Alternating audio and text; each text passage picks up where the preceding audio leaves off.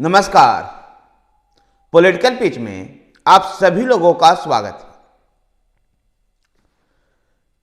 कांग्रेस 5 राज्यों के चुनाव में जिस प्रकार से उत्तर भारत के हिंदी पट्टी के 3 राज्य और उत्तर पूर्व मिजोरम में चुनाव हारी है, उसके बाद इस हार का ठिकरा फिर से एक बार ईवीएम पर फोड़ दिया है। इस बार ईवीएम को लेकर के जो सवाल उठाया है, राहुल गांधी के करीबी टेक्नोक्रेट और इंडियन ओवरसीज कांग्रेस के अध्यक्ष सैम पित्रोदा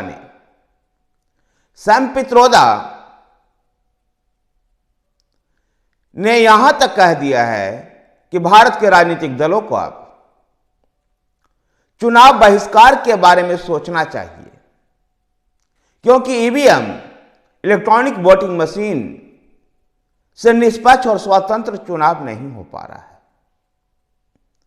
ऐसे में अब भारत के राजनीतिक दलों की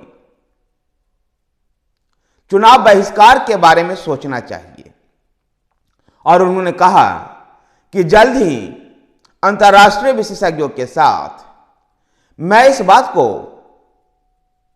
दिखाने का प्रयास करूंगा कि ईवीएम से किस प्रकार से छेड़छाड़ कर परिणाम को बदला जा सकता है। और ईवीएम में जब से वीवीपैट जुड़ गया है, जब से ये स्वतंत्र होकर के काम नहीं कर पा रहा है।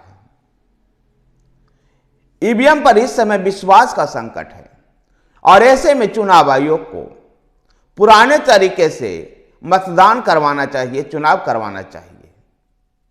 और अगर ऐसा निर्वाचन आयोग और सरकार इस तरह की बातें को नहीं मानती है, तो चुनाव राजनीतिक दलों को चुनाव का बहिष्कार करने तक के भी सोचना चाहिए। इसके लिए सिग्नेचर अभियान चलाना चाहिए, जागरूकता अभियान चलाना चाहिए, कैंपेन होनी चाहिए और युवा लोगों को सड़क पर उतरकर ईवीएम का विरोध करना चाहिए। ईवीएम पर जिस प्रकार से विश्वास का यह संकट उत्पन्न हुआ है, निर्वाचन आयोग और सुप्रीम कोर्ट इस बात को ध्यान नहीं दे रहा है। सैम पित्रोदा एक तरह से निर्वाचन आयोग पर भी और सुप्रीम कोर्ट पर भी अंगुली उठाते हैं। सैम पित्रोदा राहुल गांधी के काफी करीबी हैं, एक टेक्नोक्रेट हैं और इंडियन ओवरसीज कांग्रेस के अध्यक्ष हैं। सैम पित्रोदा ने आगे कहा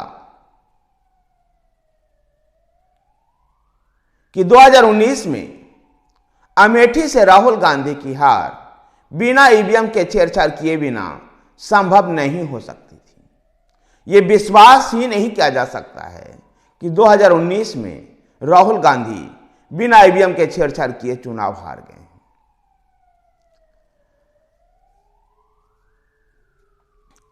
आने वाले सालों में, आने वाले 2024 के साल में आंध्र प्रदेश, अरुणाचल प्रदेश, सिक्किम और उड़ीसा में जहां लोकसभा चुनाव के साथ चुनाव होने हैं, तो वहीं जम्मू और कश्मीर में सितंबर में, हरियाणा और महाराष्ट्र अक्टूबर में, तो झारखंड में नवंबर दिसंबर के महीने में चुनाव होने हैं। ऐसे में महत्वपूर्ण है 2024 भारतीय संसदीय इतिहास में। ऐसे में ईवीएम को लेकर के राजनीतिक दलों को अपना रुख साफ करना चाहिए। और अगर सुप्रीम कोर्ट और निर्वाचन आयोग इन सब बातों पर ध्यान नहीं देता है, तो जनता की अदालत में ईवीएम का मुद्दा ले जाना चाहिए और ईवीएम को लेकर के चुनाव बहिष्कार तक भी करने के लिए राजनीतिक दलों को सोचना चाहिए। धन्यवाद साथियों। अगर आपको वीडियो पसंद आए तो वीडियो को लाइक कीजिए, शेयर कीजिए। हमारे साथ बने रहने के लिए हमारे चैनल पॉलिटिकल पिच को सब्सक्राइब कीजिए। धन्यवाद।